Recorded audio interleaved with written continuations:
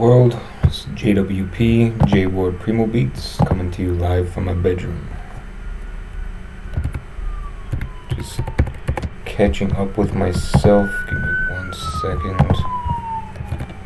I'm not even sure if my mic's working because I'm muting it, but it's still running. Mic check. Strange. I actually think it's the wrong microphone. Yep.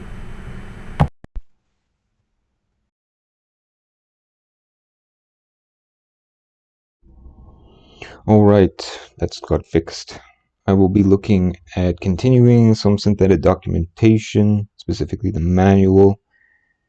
And in order to do that, I guess I need to open SynthEdit. I will also be streaming my desktop, so hopefully I covered up enough background stuff to not be distracting. And yeah. Just need some stream helpers.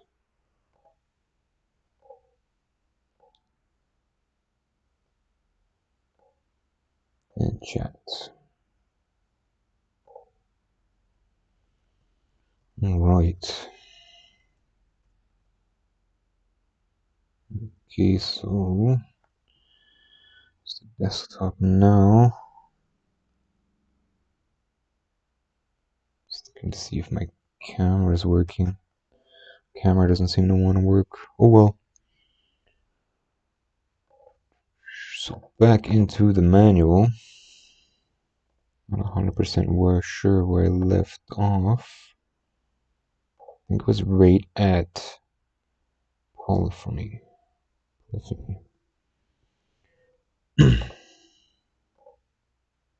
Didn't have a lot of prep time for this. A lot of stuff avalanched on me right at the last minute. Of course, that's how things go. Besides that, Polyphony. So Polyphony, SynthEdit defaults to 6 voice polyphony. However, you can change this up to a maximum of 128 voices supported by MIDI. However, for Polyphony to work correctly, each synthesizer must be in its own container, and each container should have exactly one MIDI to CV module.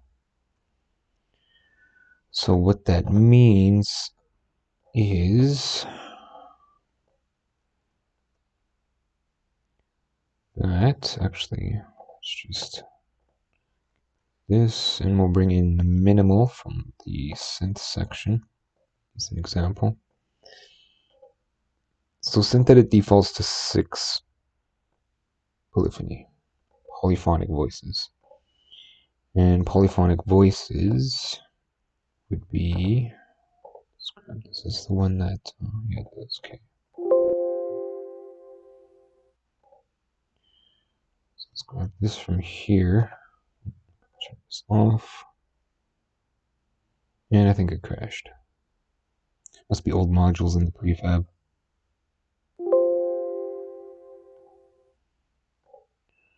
Or my Studio ASIO driver is hogging.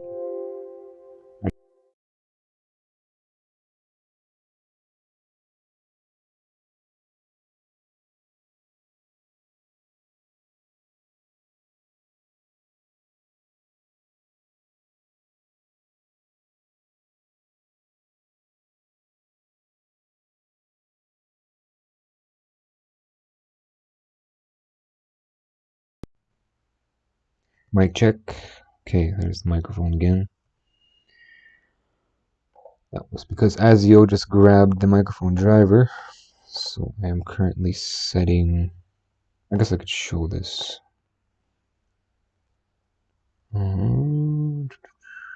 That's, oh.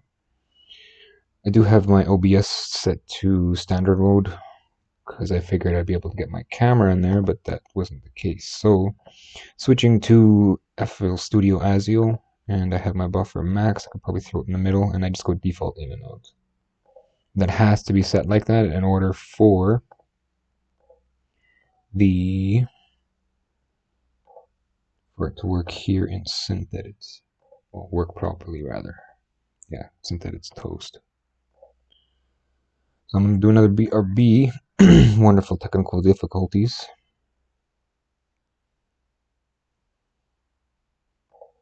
Because SynthEdit is not responding.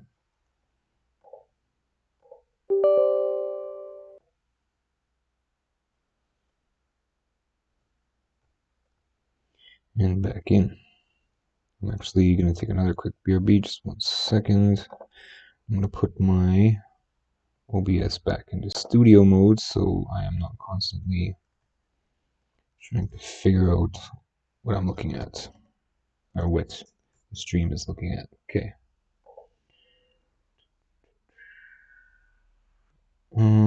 Polyphony. Okay, so here's for the FL ASIO, you just select it from here, and then you can set it up from here. However, if it's not so, actually you can't set it up from there. Yeah, so let's do another BRB.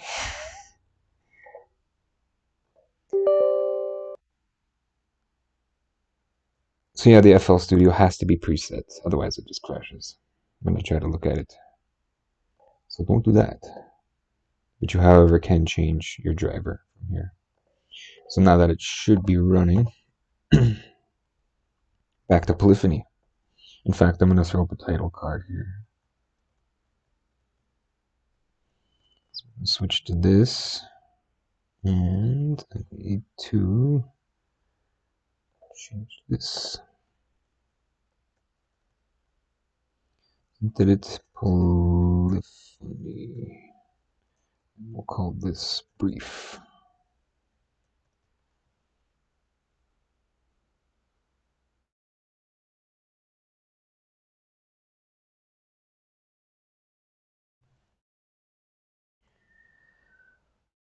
Okay, so I will reiterate what I just said to get us back on track. Polyphony. SynthEdit defaults to 6 voice polyphony. However, you can change this up to a maximum of 128 voices supported by MIDI. However, for Polyphony to work correctly, each synthesizer must be in its own container, and each container should have exactly 1 MIDI to CV module.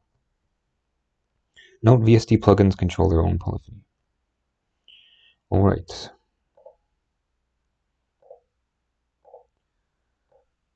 We have the minimal.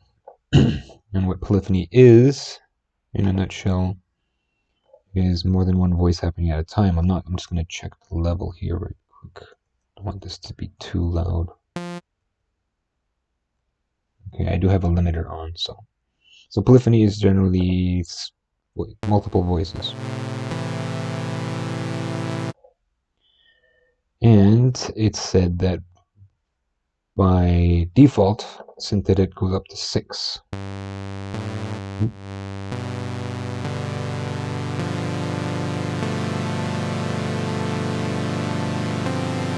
Now, if I continue to add notes, it's going to take away from the bottom.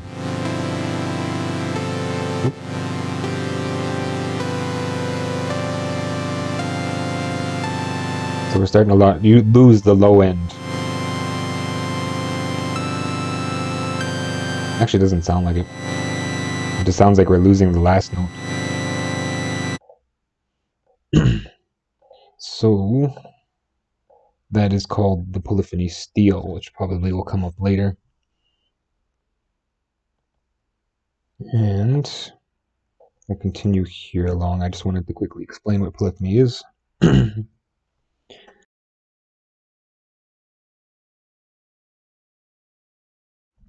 Needed a second there. Alright. Here. What's on screen? Okay, yeah.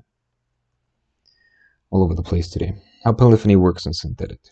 When a MIDI to CV module is added to a container, all the modules downstream automatically become polyphonic. You can set the maximum number of voices from the container's property dialog. The polyphony is confined to that container.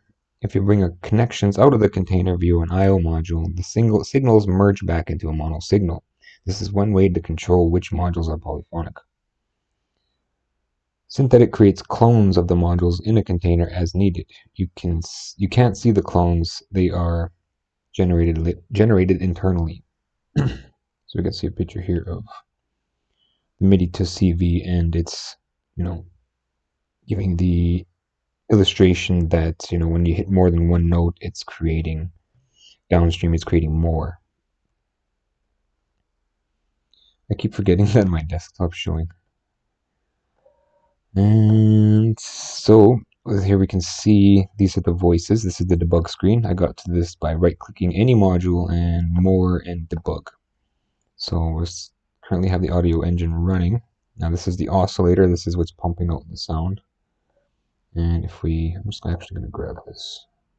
Turn this off first and grab this keyboard and bring it over here.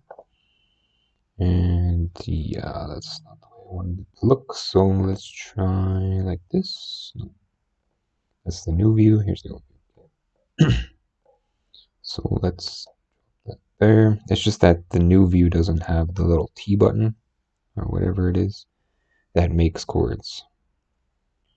So open up the debug again, and we'll see you got these little green squares or red squares in the background. I'm mildly colorblind, so you'll have to work with me here.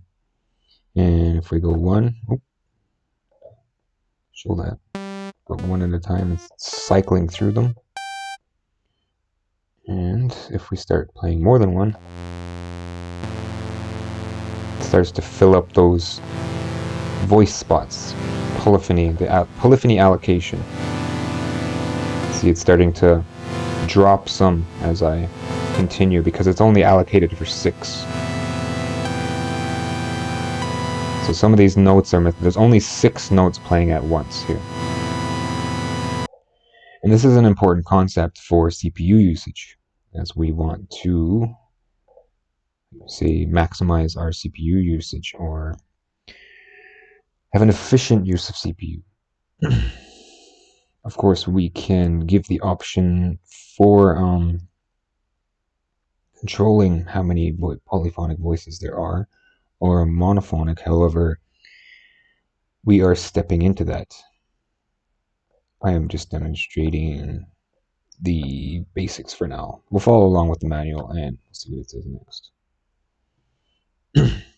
As well, so when these voices are being created, this is what it's talking about here with cloning. SynthEdit creates clones of modules in a container as needed. You don't see the clones, they are generated internally. So imagine that, as it shows in this picture, we have the MIDI to CV, and then here's the VCA and the ADSR and the so the VCA and the ADSR. As I'm pushing more notes, it's SynthEdit is creating duplicates of these to follow each voice.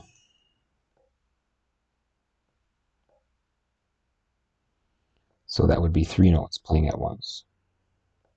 That also eats up CPU. Well, the CPU would be demonstrated here in the debug menu, and it would represent those extra modules. I imagine. Not 100% sure about that one.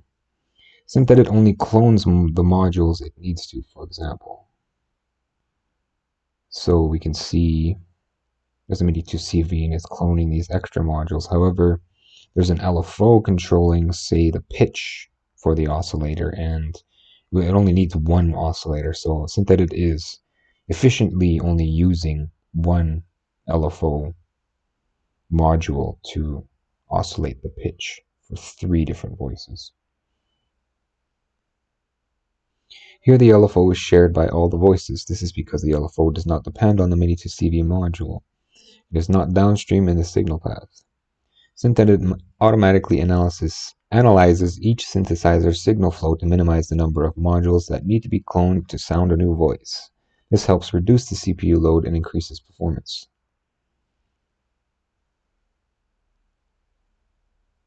That's pretty much just what I said.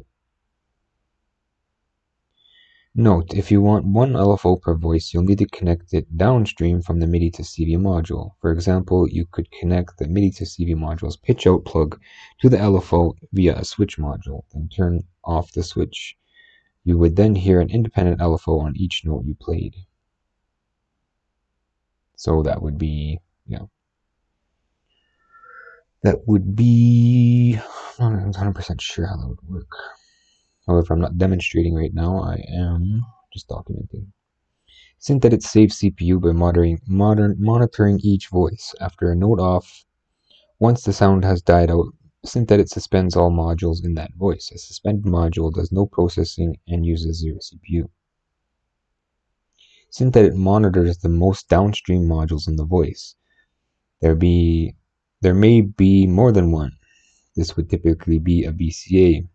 You can see this in action by opening a module's property window. The small green or red dots in the CPU display indicate the voice activity, 1 dot per voice. Avoid hanging modules. So we have a hanging module here. It looks like a switch. It's coming in and it's not going anywhere. A hanging module is connected downstream from the MIDI to CV, but has no output wires. SynthEdit identifies this as the last module in the voice and monitors its output. However, this module has no output wire, which causes SynthEdit to never sleep the voice. This results in very high CPU usage. So the MIDI to CV is sounding a note, it's going through the oscillator is generating a note, going into the VCA, and it's also coming into the switch box. So that means that the oscillator will never sleep. It's constantly feeding a note to the switch box. If there's no note being played, then it's arguable. I'd have to see whether this oscillator is still going to be able to sleep, because there is something called the oscillator algorithm. That's what I call it, where the oscillator will only sleep if it has a MIDI to CV, a VCA, and an ADSR connected surrounding it. This is the only way to get the oscillator to sleep. Sleeping is 0 CPU usage. If there's something like this, like a hanging module intersecting the oscillator algorithm, then this oscillator is never going to sleep. It may run, or how do you say, idle. It may idle at a low state. However, it's still using CPU, and that's CPU inefficiency. So in the end, when I'm creating my synths, I prefer to keep that oscillator algorithm happening as much as possible. The hanging module is connected downstream. Okay, I already covered that. Changing the default polyphony. By default, SynthEdit uses 6-voice polyphony. This can be changed for each synthesizer in a project. Open the Properties dialog of a MIDI CV or a keyboard to right-click Properties, set the desired number of voices in the polyphony parameter. So this is amortized or depreciated. That's not how it's done anymore. There is actually a module for that, which we will look at later. Perhaps that might even have to be part of an in-depth video. Reserve voices. Reserve voices are extra spare voices used only to prevent clicks when you play more notes than the polyphony allows for. 3 to 5 are usually sufficient. Imagine you set a polyphony of 3 and hold 3 notes, then hit a 4th note. What will happen? One of the 3 notes has to stop, but there is no way to stop a note instantly without it clicking. You have 2 options. Have some extra voices in reserve to play the 4th note. This allows the new note to start immediately while one of the other old notes is faded out. This is the best option. Have no reserve notes. SE will fade out one of the 3 notes and play the 4th. This results in latency. Half of your note gets delayed several milliseconds, and the fade out pop is more noticeable because it's not masked by a new note. Reserve notes don't count towards polyphony. Reserve voices are only in effect for a few milliseconds. They only need enough to cope with how many notes you expect to trigger at once, at exactly the same time. I don't tend to trigger more than 3 notes at the same instant, so 3 or 4 reserve voices is enough. This is not related to how many notes you can hold down at once. Polyphony sets that.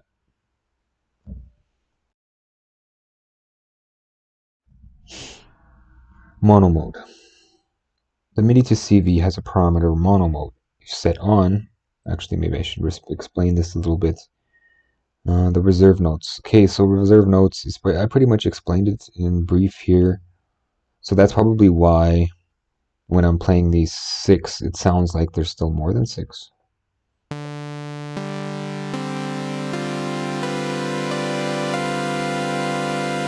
Because eventually this this lowest note has to drop out. Okay, there, it's gone now. And as I climb, I'm losing more notes. But it doesn't seem like there's any sort of rhyme or reason to which ones are coming out.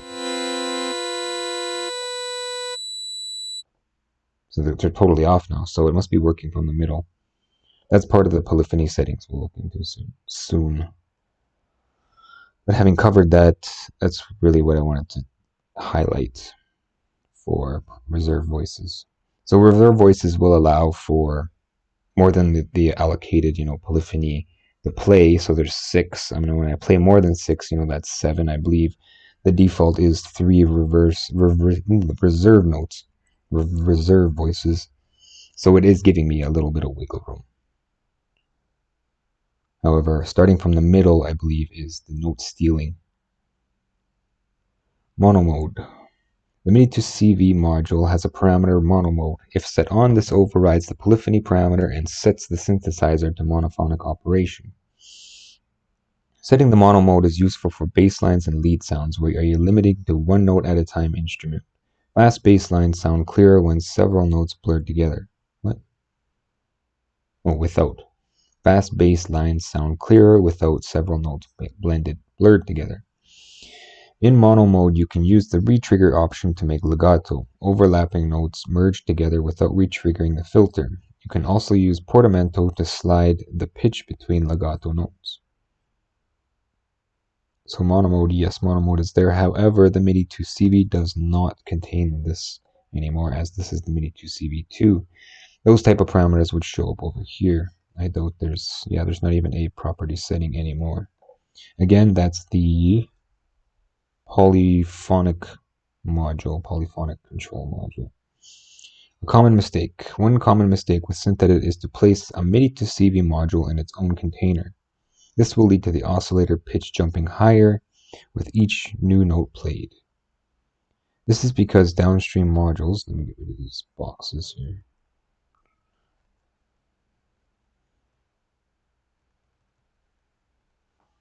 This is because the downstream modules are outside the MIDI to CV module's container, therefore they are not cloned when you play a new note. What happens instead is the two notes' pitches are combined before the oscillator. Another common mistake is to put a reverb in the synth's container, which then gets applied to each voice, eating much CPU, which is usually intended is just one reverb applied to then the merged out option. The reverb is added outside of the container. Alright, so what I believe happens is that instead of cloning the MIDI to CV multiple times, this is what I'm gathered from it, it does clone them multiple times, but the VCA and the ADSR and the VCA, I don't think the ADSR gets cloned. It must get cloned. So yeah, the downstream modules don't get cloned. So say you're pushing like a pitch value of 5 and it's coming out, and then you move up an octave to 6, and then instead of cloning and actually playing them right, to the oscillator is receiving an 11, not a 5, and then a clone for a 6. So instead it's just that one inside this container, it's coming out as an 11, which is bad because that's, the 11th octave, not 5 and 6, octave 5 and 6. So do not put a MIDI to CV module 2, MIDI to CV, now that it's called 2, MIDI to CV 2, in a container, because that will happen. And it's bad. Alright, what else did I want to cover in regards to that? So that was pretty much a quick brief on polyphony. We covered, the debug screen, and this debug screen is available for most, if not all, modules. And let's turn on the audio engine. Yeah, so you can see the 6 dots there, and there's the CPU usage bar in the background, percentage. And MIDI to CV, I believe we'll have that as well. And VCA. So there's all those CPU. So I will quickly pop in the polyphony control. And this is a monster. This is actually sort of new to 1.4. I do believe this came out in 1.4.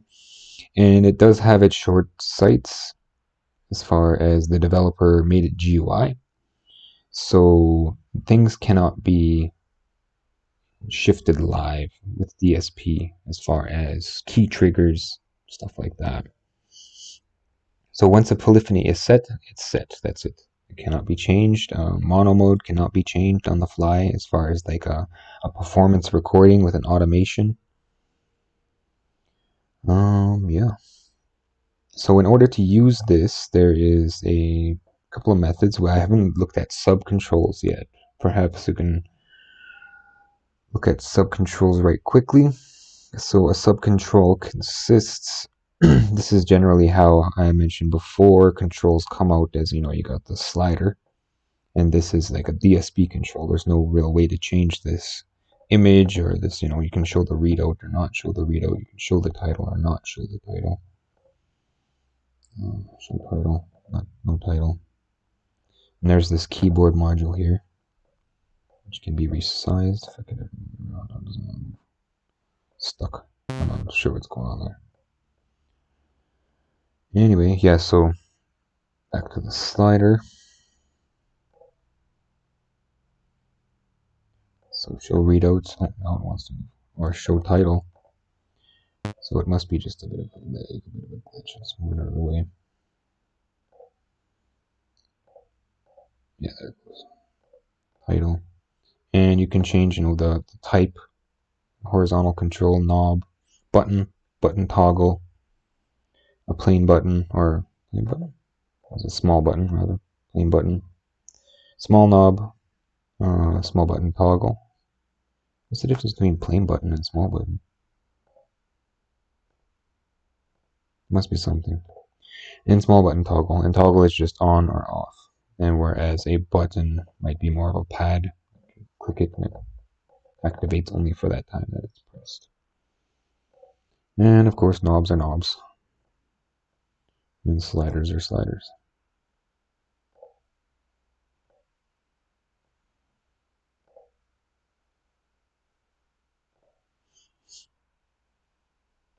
So I'm going to quickly outline a subcontrol to control polyphony here. I should actually do a video dedicated just to controls. So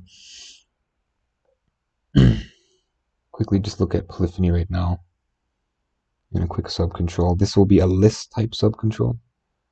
So in subcontrols, this is on the left here, subcontrols, patch memory list, throw that down. And this is important. This is what generally holds presets. And in fact, because you notice that the GUI is on the GUI side, everything's on that side, I don't need this patch memory, as the patch cannot hold the polyphony stuff, I don't believe. There is a way to do so, however, that's more of a intermediate or a little bit more intermediate, which I won't be highlighting now. So in order to control polyphony, here we have a list entry, which I pulled from the subcontrols, and a list entry. I'm going to need a few of them. I'm just going to actually delete them, back out of here, back to the top, and I'm going to hold shift and double click, and we are now in the new view, which is still in demo. I did not want to highlight this before because it is still in demo, and if you're a beginner, then it's just going to mess with you. However, it does give for a cleaner setup here for this list box because it's snapping to the grid. I mentioned this before that in the older versions, things didn't snap to the grid. In this case, this list box, and you can see how fluid that is. That's super hard to get to a pixel perfect size type stuff. So I'm just going to back out again and then back into the new view. I'm going to need a few of these. I can actually just copy paste this one because it's already got a reasonable sized white space window. up a bit, make some room, and make some connections. So polyphony, and this is a integer, which is green, and this is GUI as it has a different kind of more teal, more lighter gray background. And this is a text, which is red. That gives me the current polyphony allocation, which is default 6. So now polyphony reserve, which again is a integer, it's green, and an item list. Item list, like so. So yeah, I had guessed right before when I said the polyphony reserve was set to 3 by default. Now these other ones, voice stealing, mono mode, and stuff like that, are something a bit more intermediate. However, this is good enough for now. I just wanted to show off the polyphony control, where it was, and how to connect to it. Voice stealing, mono mode, mono retrigger, these are things that will likely be covered in the manual. So, actually they have been, mono mode has been. So we'll look at that right quick. In order to do a conversion here, I have to demonstrate how to turn a list into, how to demonstrate, what's coming out of this text area here. So I'm going to bring in a text entry. And what this is doing, what this box, this polyphony control is sending, it's sending, the integer. So the integer is coming in here and selecting, 0 or 1 to 128, I believe. Max, can I scroll? No. Ancient clicks. Ancient clicks, gotta wait and click and hold. So yeah, 1 to 128. And allocating 128 would be pretty resource heavy. I could just do like, say, 24 for now. Well, actually, let's stay on task here. I was going to show you how to convert and get to mono mode. So we'll go back to 6, and we'll leave poly reserve there, and mono mode. So I need to, out of the polyphony green or integer is the selection between 1 to 128. Now out of the red, it's just a list relating to the polyphony. It tells this box that, okay, you have a choice between all of these. And we can see all the choices by connecting a text. See, it says range 1 to 128. And there's no way to change this. Like, I can't program this box to something else, like, 256. If I put 256 there, it's just not going to listen. I mean, it may change up here. Actually, let's go 0. Oops. Just so I don't have to scroll forever. And it may change up here or whatever, but there's just no such thing as 0. Is there? I guess there is. I stand corrected. Right. So I guess you can change the stuff down there, but I highly do not recommend. I recommend against it.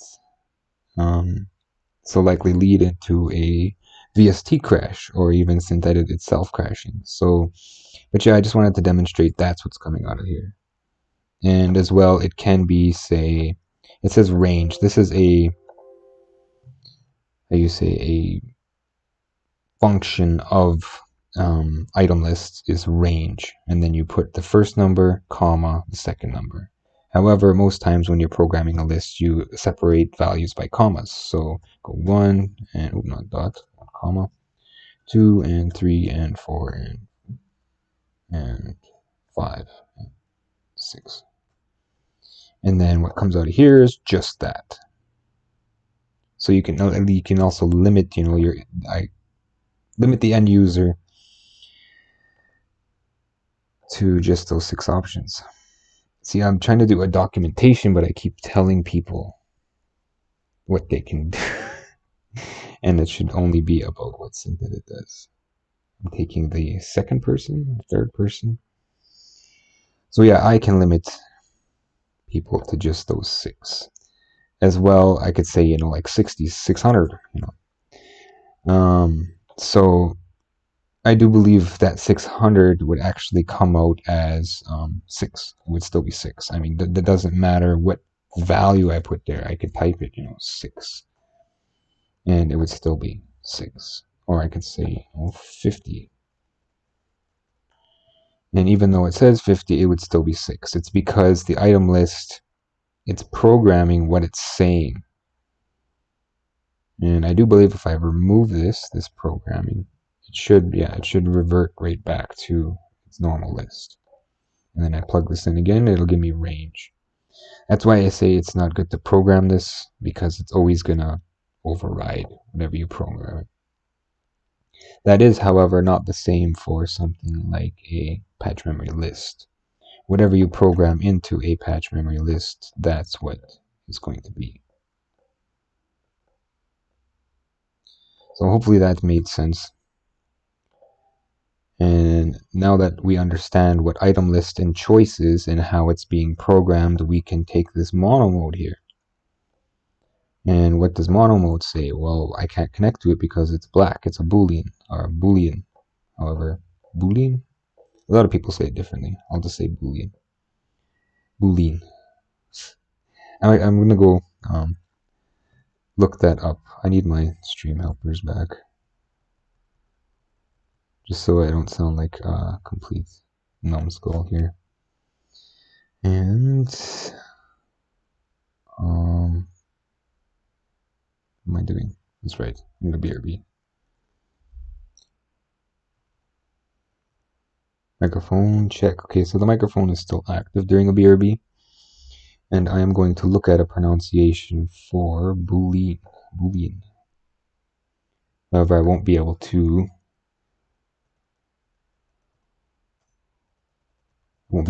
stream it because it will be copyright protected. So I'm going to kill audio somehow.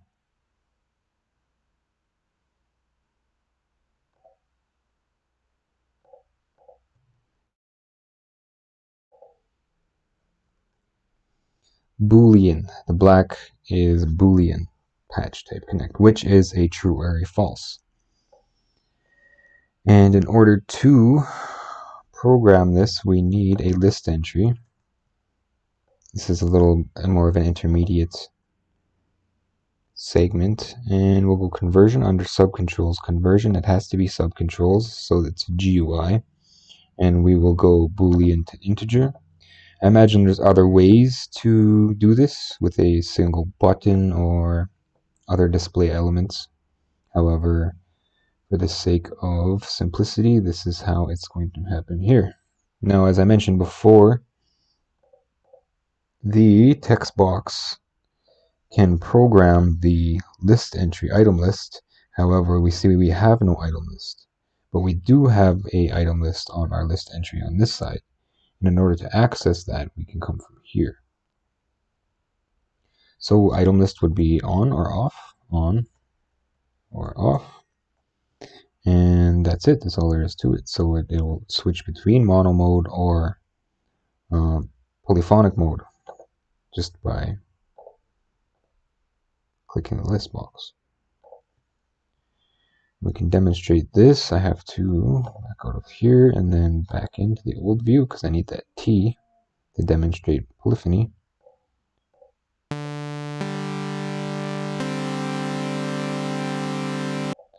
So it is still in polyphonic mode even though it says on. So I have these in reverse here. It's off first, and on second. And again. Okay, so it's not working at all. Nice. What's wrong with it? I mean, if I set the polyphony to 1, that'll work, right? Yeah, so that's an alternate monophonic mode. However, this should work. Integer the bool, is it 3 perhaps? I missed. So let's do some diagnosis here. Bool to integer, which I already have, and then let's check text entry. And we'll go bool to text. I'm not sure if that's going to display anything. Yes, 0 and 1. See, it should work. So mono mode on. Okay, so now it works. Not sure what happened there. So it is off and on. To demonstrate. So that's on, and here's off. I'm not sure what happens if you do them at the same time. No. And off, and on. No. Doesn't do much of anything.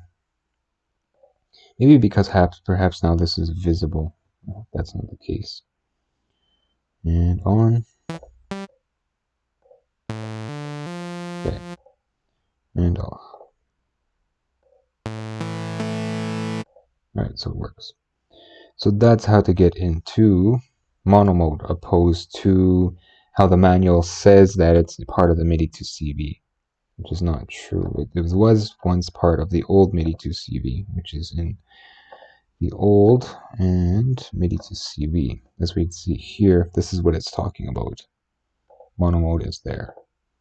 And as we also see, this is a DSP, which can respond live to automation, where now for the MIDI to CV2, the polyphonic controls are now part of the GUI segment, so GUI section, and cannot be controlled with automation, which is unfortunate for things like auto glide or portamento rates, just changing between, say, mono mode, turning it on and off. I mean, it's not that big of a deal. For things like portamento time, it kind of is. But for the most part, it isn't. Looking at the rest of polyphonic controls, we haven't covered anything else here besides mono mode. So jumping back to the manual, just to double check that. So mono mode and common mistake. So yeah, the common mistake there mentioned is putting the MIDI to CV in its own container, like so. So we have, you have your MIDI in from the MIDI out outside, and you're putting it here, and then hopping in here, and you're putting your MIDI to CV in here,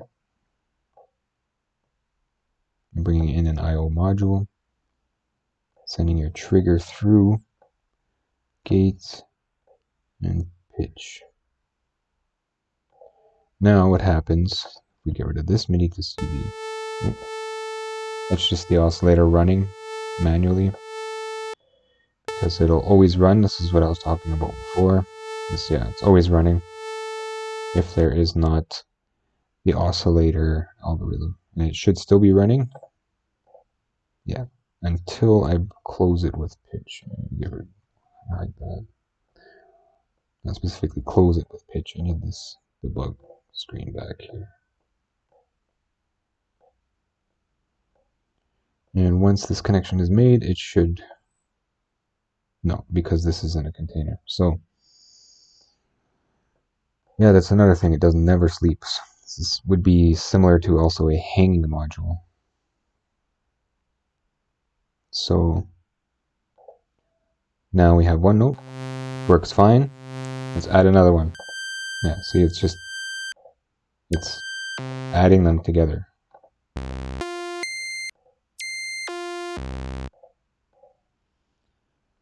Now if we go right click and more and uncontainerize, we pop it out and we're back to normal, because now it's cloning the downstream modules properly instead of accumulating or adding together all of the internally cloned MIDI to CVs.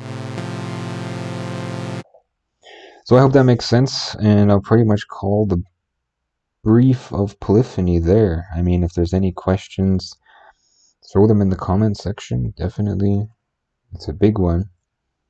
However, I would like to mention at this time, I will be doing an in-depth Polyphony looking at refining the SynthEdit system more, just for efficiency, looking at paraphonic, what have you. So I'll probably do that today. This was a big section. However, the in-depth video will be on my Patreon. That's the way it's gonna go for that. So anyone who's really committed to, building that advanced synth, check it out there. Someone who's just starting out, I recommend sticking with the basic stuff. And I will be continuing to bring basic stuff. And I'll call that the end of this for the brief. So definitely check out the Patreon for the intermediate stuff. I will also be adding expert stuff as far as I can take it. I mean, I'm sure there's much more advanced stuff that can happen in SynthEdit. However, I only know so much.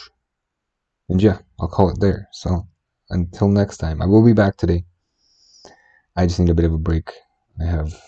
Like I said, I got landslided right before I jumping on stream. So I apologize for the inconsistencies and the terribly informal stream, but that's how my streams are generally going to be. Likely is just really winging it. So yeah, until next time.